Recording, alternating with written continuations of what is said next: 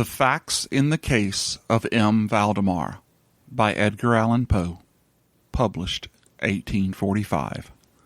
Read to you by Jamie Ray. Of course, I shall not pretend to consider it any matter of wonder that the extraordinary case of M. Valdemar has excited discussion. It would have been a miracle had it not, especially under the circumstances. Through the desires of all parties concerned to keep the affair from the public, at least for the present, or until we had farther opportunities for investigation through our endeavors to effect this, a garbled or exaggerated account made its way into society and became the source of many unpleasant misrepresentations, and very naturally of a great deal of disbelief. It is now rendered necessary that I give the facts, as far as I comprehend them myself. They are, succinctly, these. My attention for the last 3 years has been repeatedly drawn to the subject of mesmerism, and about 9 months ago it occurred to me, quite suddenly, that in the series of experiments made hitherto, there has been a very remarkable and most unaccountable omission. No person had as yet been mesmerized in articulo mortis. It remained to be seen, first, whether, in such condition, there existed in the patient any susceptibility to the magnetic influence. Secondly, whether, if any existed, it was impaired or increased by the condition. Thirdly, to what extent, or for how long a period, the encroachments of death might be arrested by the process. There were other points to be ascertained, but these most excited my curiosity. The last in especial, from the immensely important character of its consequences. In looking around me for some subject by whose means I might test these particulars, I was brought to think of my old friend, M. Ernest Valdemar, the well-known compiler of Bibliothèque Forensica, and the author, under the nom de plume of Iskar Marx, of the Polish versions of Wallenstein and Gargantua. M. Valdemar, who has resided principally at Harlem, New York, since the year 1839, is, or was, particularly noticeable for the extreme spareness of his person, his lower limbs much resembling those of John Randolph, and also for the whiteness of his whiskers, in violent contrast to the blackness of his hair, the latter, in consequence, being very generally mistaken for a wig. His temperament was markedly nervous, and rendered him a good subject for mesmeric experiments. On 2 or 3 occasions I had put him to sleep with little difficulty, but was disappointed in other results which his particular constitution had naturally led me to anticipate. His will was at no period positively or thoroughly under my control, and in regard to clairvoyance, I could accomplish with him nothing to be relied upon. I always attributed my failure at these points to the disordered state of his health. For some months previous to which becoming acquainted with him, his physicians had declared him in coroned phthisis. It was his custom, indeed, to speak calmly of his approaching dissolution, as a matter neither to be avoided nor regretted. When the ideas to which I have alluded first occurred to me, it was of course very natural that I should think of M. Valdemar. I knew the steady philosophy of the man too well to apprehend any scruples from him, and he had no relatives in America who would likely interfere. I spoke to him frankly about the subject, and to my surprise, his interest seemed vividly excited. I say to my surprise, for although he had always yielded his person freely to my experiments, he had never before given me any tokens of sympathy with what I did. His disease was of that character which would admit of exact calculation in respect to the epoch of its termination in death, and it was finally arranged between us that he would send for me about 24 hours before the period announced by his physicians as that of his decease. It is now rather more than 7 months since I received from M. Valdemar himself the subjoined note. My dear P., you may as well know now D and F are agreed that I cannot hold out beyond tomorrow night, midnight, and I think they have hit the time very nearly. Valdemar. I received this note within half an hour after it was written, and in 15 more minutes I was in the dying man's chamber. I had not seen him for 10 days, and was appalled by the fearful alteration which the brief interval had wrought in him. His face wore a leadened hue, the eyes were utterly lustreless, and the emaciation was so extreme that the skin had been broken through by the cheekbones. His expiration was excessive. The pulse was barely perceptible.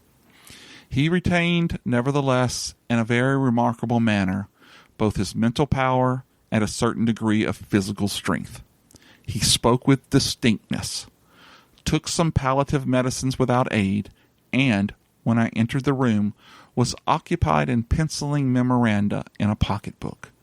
He was propped up in the bed by pillows. Doctors D and F were in attendance. After pressing Valdemar's hand, I took these gentlemen aside and obtained from them a minute account of the patient's condition. The left lung had been for 18 months in a semi-osseous or cartilaginous state, and was, of course, entirely useless for all purposes of vitality.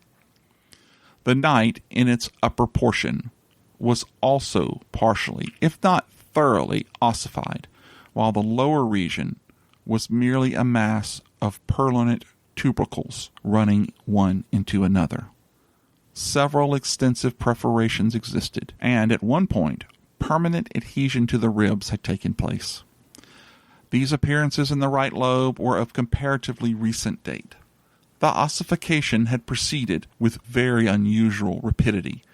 No sign of it had discovered a month before, and the adhesion had only been observed during the 3 previous days. Independently of the phthisis, the patient was suspected of aneurysm of the aorta, but on this point, the osseous symptoms rendered an exact diagnosis impossible. It was the opinion of both physicians that M. Valdemar would die about midnight on the morrow, Sunday. It was then 7 o'clock on Saturday evening. On quitting the invalid's bedside to hold conversation with myself, Doctors D and F had bidden him a final farewell. It had not been their intent to return, but at my request they agreed to look in upon the patient at 10 the next night. When he was gone, I spoke freely with M. Valdemar on the subject of his approaching dissolution, as well as, most particularly, of the experiment proposed. He still confessed himself quite willingly and even anxious to have made it, and urged me to commence it at once. A male and a female nurse were in attendance, but I did not feel myself altogether at liberty to engage in a task of this character with no more reliable witnesses than these people, in case of a sudden accident, might prove. I therefore postponed operations until about 8 the next night, when the arrival of a medical student with whom I had some acquaintance, Mr. Theodore L., relieved me from farther embarrassment. It had been my design originally to wait for the physicians, but I was induced to proceed, first by the urgent entreaties of M. Valdemar, and secondly by my conviction that I had not a moment to lose, as he was evidently sinking fast. Mr. L. was so kind as to accede to my desire that he would take notes of all that occurred, and it is from his memoranda that what I now have to relate is, for the most part, either condensed or copied verbatim.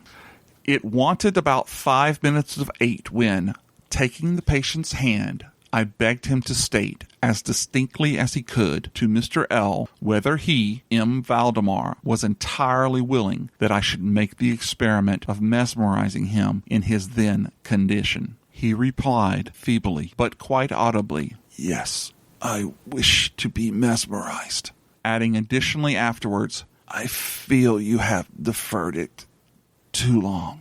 While he spoke thus, I commenced the passage which I had already found most effectual in subduing him. He had evidently influenced with the first lateral stroke of my hand across his forehead, but although I exerted all my powers, no farther perceptible effect was induced until some minutes after 10 o'clock, when Doctors D and F called, according to the appointment. I explained to them in a few words what I designed, and as they opposed no objection, saying that the patient was already in the death agony, I proceeded without hesitation, exchanging, however, the lateral passes for downward ones, and directing my gaze entirely into the right eye of the sufferer.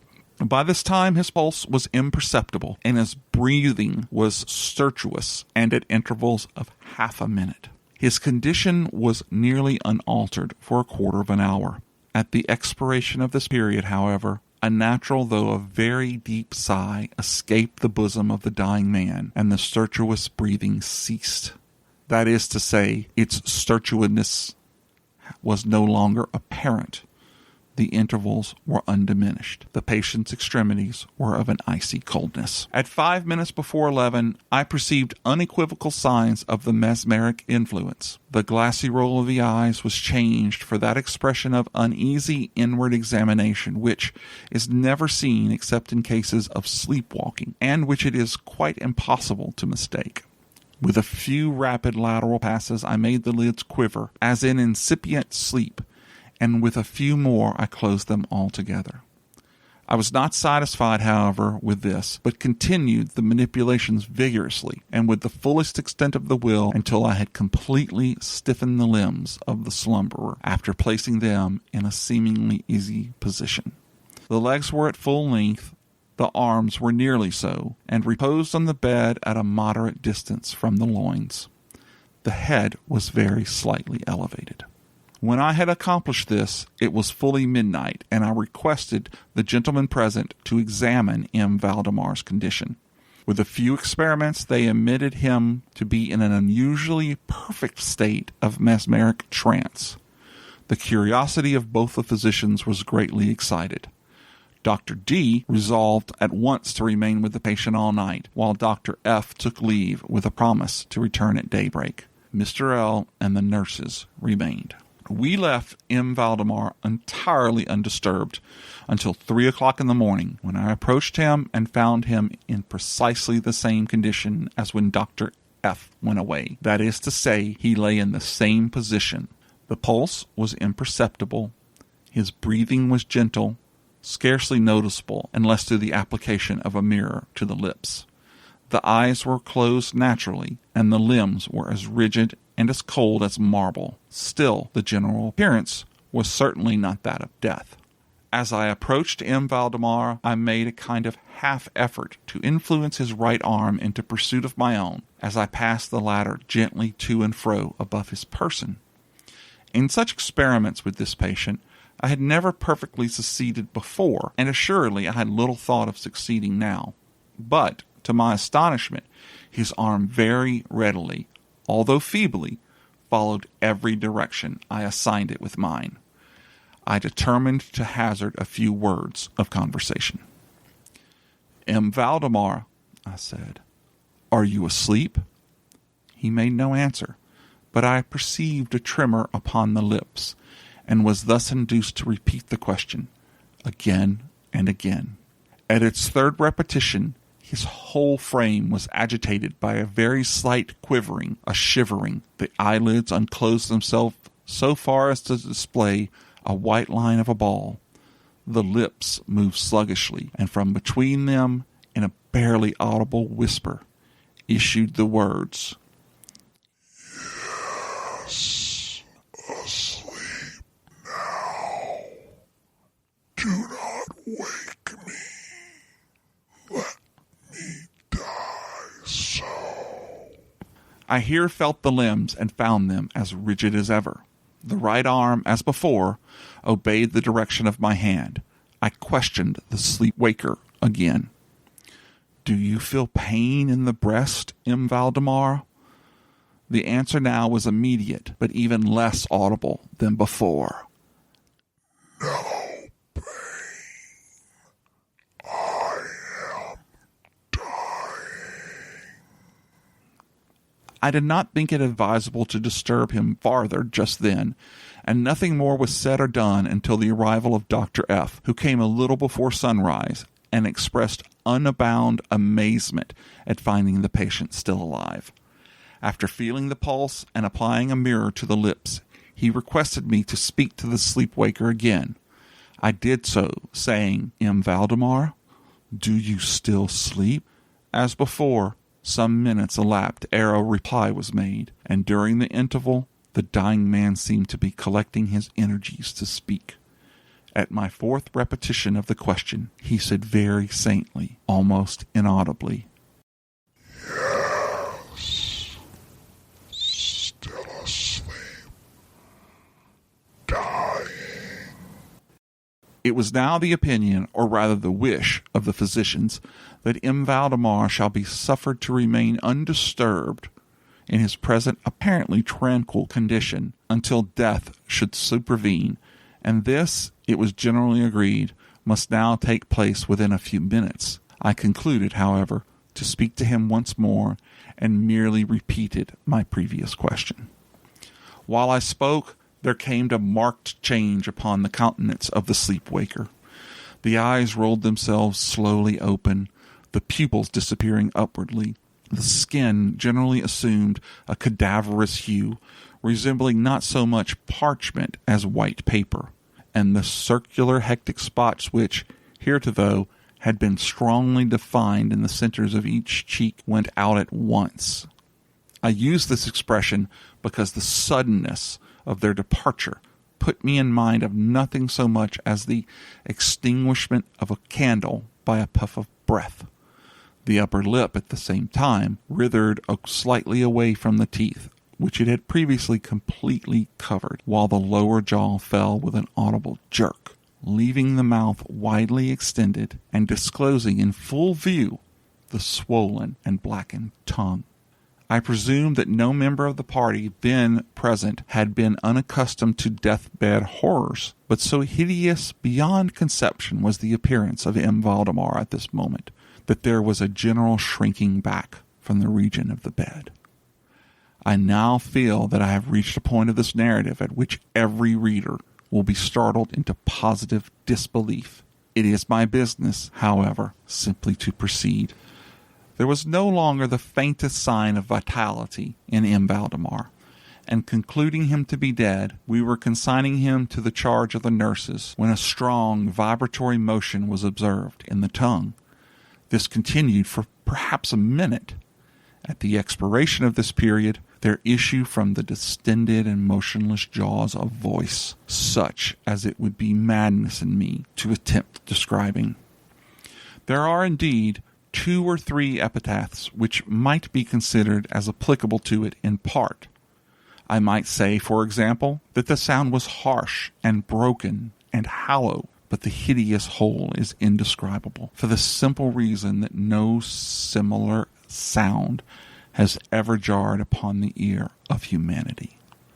There were 2 particulars, nevertheless, which I thought then, and still think, might fairly be stated as the characteristics of the intonation, as well adapted to convey some idea of its unearthly peculiarity. In the first place, the voice seemed to reach our ears, at least mine, from a vast distance, or from some deep cavern within the earth. In the second, it impressed me, I fear, indeed, that it will be impossible to make myself comprehended. A gelatinous or glutinous matters impress the sense of touch. I have spoken both of sound and of voice. I mean to say that the sound was one of distinct, of even wonderfully thrilling distinct, simplification. M. Valdemar spoke, obviously in reply to the question I had propounded to him a few minutes before. I had asked him, it will be remembered, if he had slept. He now said, "Yes. No. I have been sleeping, and now I am dead."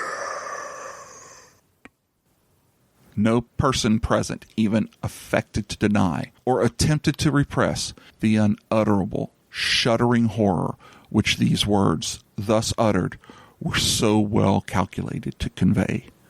Mr. L., the student, swooned. The nurses immediately left the chamber and could not be induced to return. My own impressions I would not pretend to render intelligible to the reader.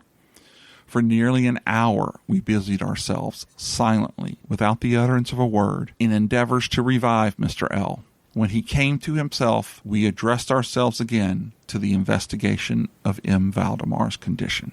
It remained in all respects as I have last described it, with the exception that the mirror no longer afforded evidence of respiration. An attempt to draw blood from the arm failed. I should mention that, too, that this limb was no farther subject to my will. I endeavored in vain to make it follow the direction of my hand. The only real indication, indeed, of the mesmeric influence was now found in the vibratory movement of the tongue whenever I addressed M. Valdemar a question. He seemed to be making an effort to reply, but had no longer sufficient volition. To queries put to him by any other person than myself, he seemed utterly insensible, although I endeavored to place each member of the company in a mesmeric rapport with him. I believe that I have now related to all that is necessary to an understanding of the sleep-waker's state at this epoch. Other nurses were procured, and at 10 o'clock I left the house in company with the two physicians and Mr. L. In the afternoon, we called again to see the patient. His condition remained precisely the same. We had now some discussion as to the propriety and feasibility of awakening him, but we had little difficulty in agreeing that no good purpose would be served by so doing. It was evident that, so far, death, or what is usually termed death, had been arrested by the mesmeric process. It seemed clear to us all that to awaken M. Valdemar would be merely to ensure his instant, or at least his speedy, dissolution. From this period until the close of last week, an interval of nearly 7 months, we continued to make daily calls at M. Valdemar's house, accompanied, now and then, by medical or other friends. All this time the sleep-waker remained exactly as I have last described him. The nurse's attentions were continual. It was on Friday last that we finally resolved to make the experiment of awakening, or attempting to awaken him, and it is the, perhaps, unfortunate result of the later experiment which has now given rise to much discussion in private circles, to so much, for what I cannot help thinking, unwarranted popular feeling. For the purpose of relieving M. Valdemar from the mesmeric trance, I made use of the customary passes. These, for a time, were unsuccessful. The first indication of revival was awarded by a partial descent of the iris. It was observed as especially remarkable that this lowering of the pupil was accompanied by the profuse outflowing of a yellowish ichor from beneath the lids of a pungent and highly offensive odor. It was now suggested that I should attempt to influence the patient's arm, as heretofore. I made the attempt and failed. Dr. F. then intimated a desire to have me put a question. I did so as follows. M. Valdemar, can you explain to us what are your feelings or wishes now? There was an instant return of the hectic circles of the cheeks. The tongue quivered, or rather rolled violently in the mouth, although the jaws and lip remained rigid as before. And at length the same hideous voice which I have already described broke forth. For God's sake, quick,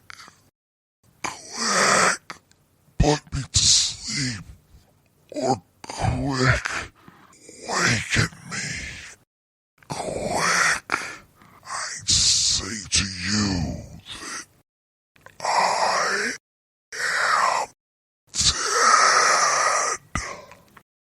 I am dead. I was thoroughly unnerved, and in an instant remained undecidable at what to do. At first I made an endeavor to recompose the patient, but failing in that thorough abeyance of the will, I retraced my steps and as earnestly struggled to awaken him. In this attempt, I soon saw that I should be most successful, or at least I soon fancied that my success would be complete, and I am sure that all in the room were prepared to see the patient awaken. For what really occurred, however, it is quite impossible for any human being could have been prepared. As I rapidly made the mesmeric passes, amid ejaculations of Dead! absolutely bursting from the tongue, and not from the lips of the sufferer, his whole frame at once, within the space of a single minute or even less, shrunk, crumbled, absolutely rotted away beneath my hands. Upon the bed, before that whole company, there lay a nearly liquid mass of loathsome, of detestable putridity. Thank you for joining me, and happy Halloween.